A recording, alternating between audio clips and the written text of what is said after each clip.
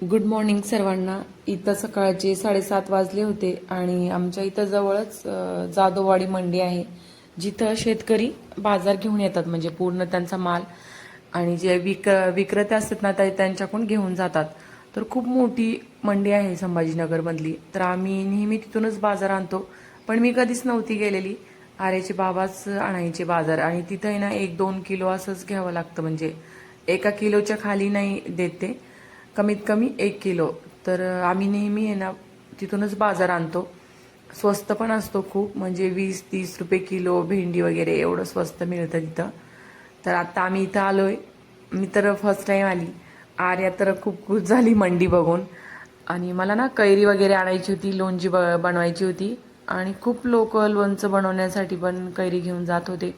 बघू शकता किती छान मेथी, सगळा भाजीपाला इथं पूर्ण हे शेतकरी होते अलीकडं. तर समोर समोर गेलो आम्ही आणि मी पण मंडी बघून एवढं हे झालं ना की खूप म्हणजे मोठं मार्केट आहे. पहिल्यांदाच गेली होती मी त्या मार्केटमध्ये. तर कैरी होती 20-25 रुपये किलो, असे वेगवेगळे रेट होते प्रत्येकाचे.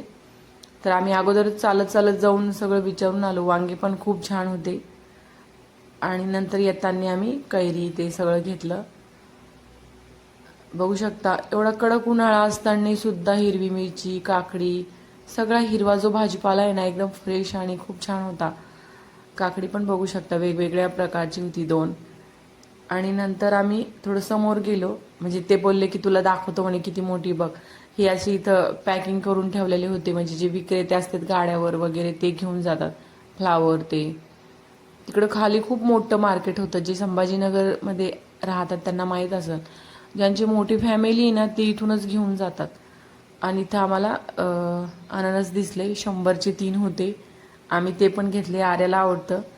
तिनंच बघितला तो गाडा आणि दाखवला, तिथं घेतले मग. आणि आता इथं आम्ही कैरी घेतली येताना, तर 20 रुपये किलो भेटली. आता मी लोणची बनवणार आहे, तर व्हिडिओ पूर्ण. हाय सर्वांना. सकाळी मी मंडीत गेली होती, तर कैऱ्या घेऊन आलेली आहे. आम्ही 4-5 किलो आणल्या कैऱ्या, पण मी म्हणजे थोडीच बनवणार आहे. आमचं फ्रीज सध्या खराब आहे, तर मी लोणची बनवत आहे. आपण जर का बनवून ठेवली तर 15 दिवस पण फ्रीजमध्ये राहते. आपण लग्नामध्ये गेल्याच्या नंतर जी कैरीची लोणची बनवली जाते ना ती मी आज घरी बनवत आहे. तर आता 2 कैऱ्या घेतल्यात, बघू एका कैरीची करण किंवा 2 स्वच्छ धुवून घेतली.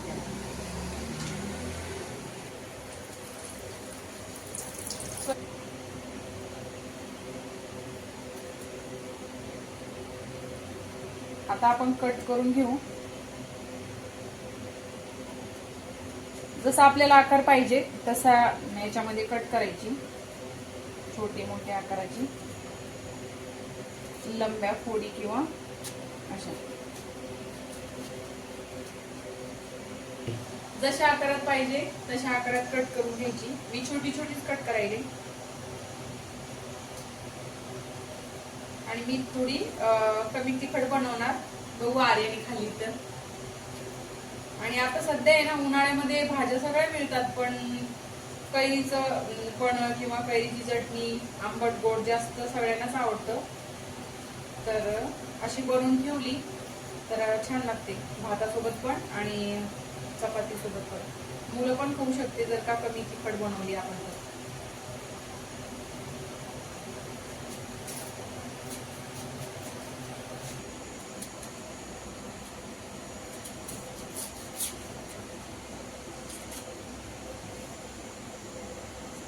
ही कैरी खूप मोठी आहे आकाराने, तर आता बरंच झाल्यात. मी ना एकच कैरीची बनवती.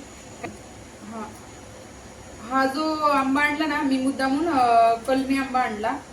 तर याची कसं हे जास्त आंबट नसतात आणि आपल्या गावरान जे हे असतात ना आंबे ते खूप आंबट असतात, म्हणून मी हे आणली. म्हणजे गुळ आंबा पण बनवायचा असला ना आपल्याला साखर पण कमी टाकावी लागते आणि छान लागतो.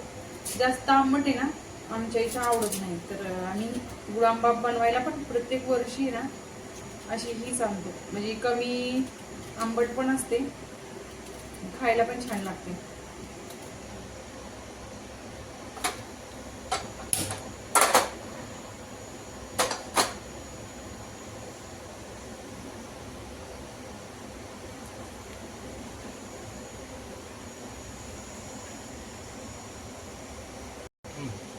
आपल्याला फोडणीसाठी आहे ना, तर मी इथं मोहरी घेतलेली आहे, सोप घेतलेली आहे आणि मेथी आणि कलवंची असली तर घेऊ शकता, माझ्याकडे नव्हती. आणि आपल्याला थोडंसं काश्मीरी लाल तिखट घेतलं मी आणि नमक आणि गुळ लागणार आहे. गुळाच्या ऐवजी आपण साखर पण वापरू शकतो, पण मी गुळ घेतला, माझ्याकडे आहे तर.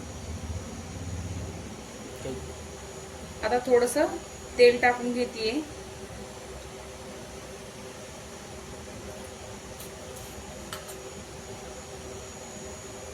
आणि मोहरी हे सगळं टाकून घेते. सो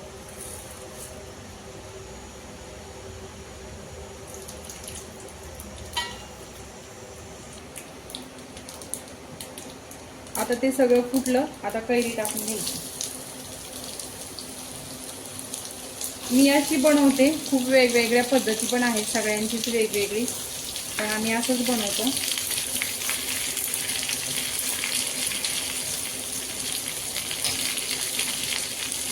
आता थोडंसं मीठ पण लगेच टाकून घेते मी चवीनुसार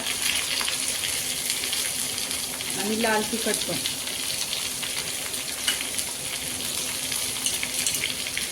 आणि याला चांगलं हलवून घ्यायचं.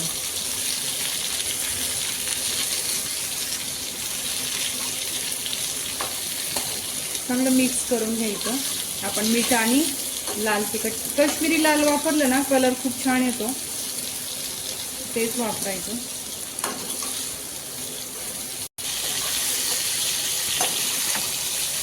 आणि ही जी कैरी आहे ना कलमी आंब्याची, ती शिजती पण लवकर, म्हणजे लवकर गाळा होती.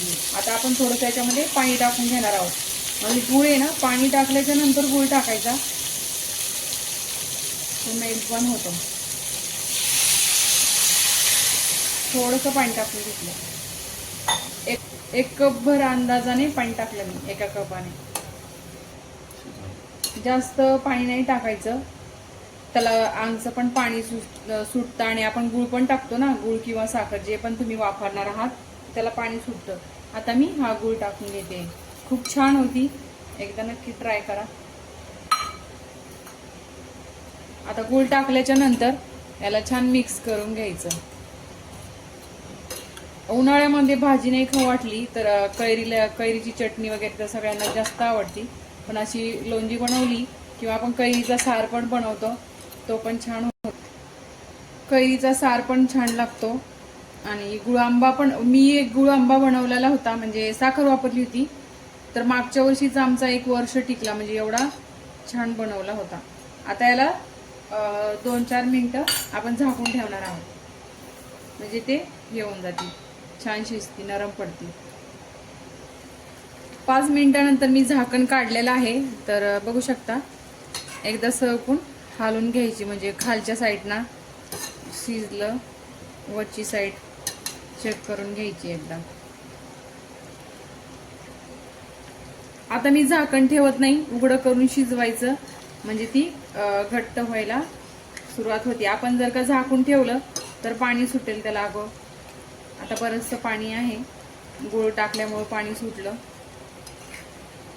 आता मी उघडं ठेवूनच परत 2-3 मिनिटं शिजून घेते. बऱ्यापैकी बघू शकता हे शिजलेलीच आहे, नरम झाली. आता बघू शकता तुम्ही, आपली लोणजी शिजलेली आहे. मी गॅस बंद करून टाकायले आणि नंतर ती छान घट्ट होते. गॅस बंद केला आता मी. बघू शकता खूप छान कलर पण आला.